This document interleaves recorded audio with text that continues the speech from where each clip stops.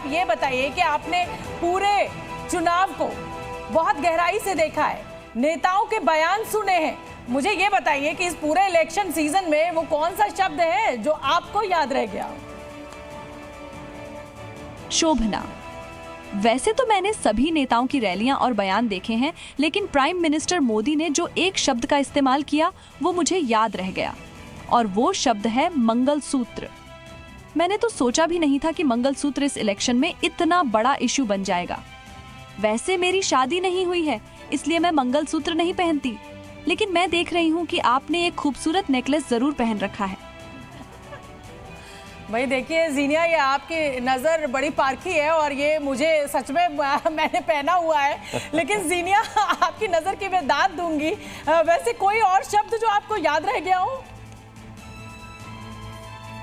हाँ, 6th और 7th phase के दौरान कुछ शब्द खूब चले, जैसे खटाखट, फटाफट, टनाटन।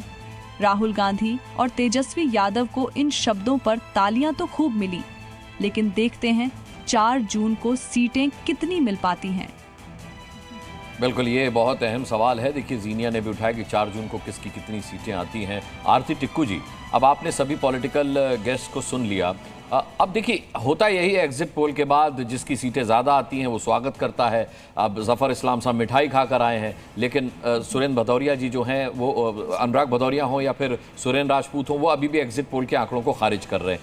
आपका आकलन क्या कहता है? तमाम एग्जिट पोल्स के नतीजों में आप कल हमारे साथ रहीं और आपने सभी के नतीजे देखे, और खासतौर पे जब ये आंकड़ा 400 पार कर रहा है, ये कितना रियलिस्टिक आपको बतौर पत्रकार लग रहा है?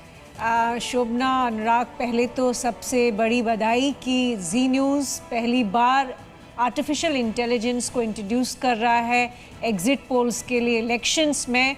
ये बहुत बड़ी उपलब्धि है। मुझे नहीं लगता है किसी भी डेमोक्रेसी में अभी तक ऐसा कोई एक्सपेरिमेंट हुआ है।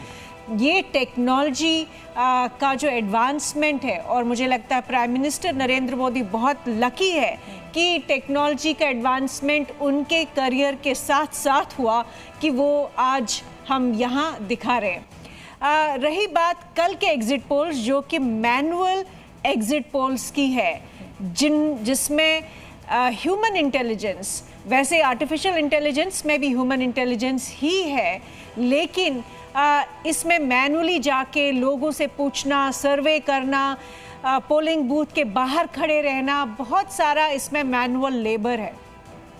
और अगर सारे के सारे एग्जिट पोल्स देखे जाए, इनफैक्ट पहले कई बार होता था, शुरू में जब एग्जिट पोल की टेक्नोलॉजी ही कहिए जब आई, तो काफ़ी वेरिएशन होता था। कुछ एग्जिट पोल्स दिखाते थे कि सरकार गिर रही है, कुछ दिखाते थे कि सरकार वापस आ रही है, लेकिन ओवर टाइम हमने देखा कि एग्जिट पोल्स भी बेहतर हो रहे हैं।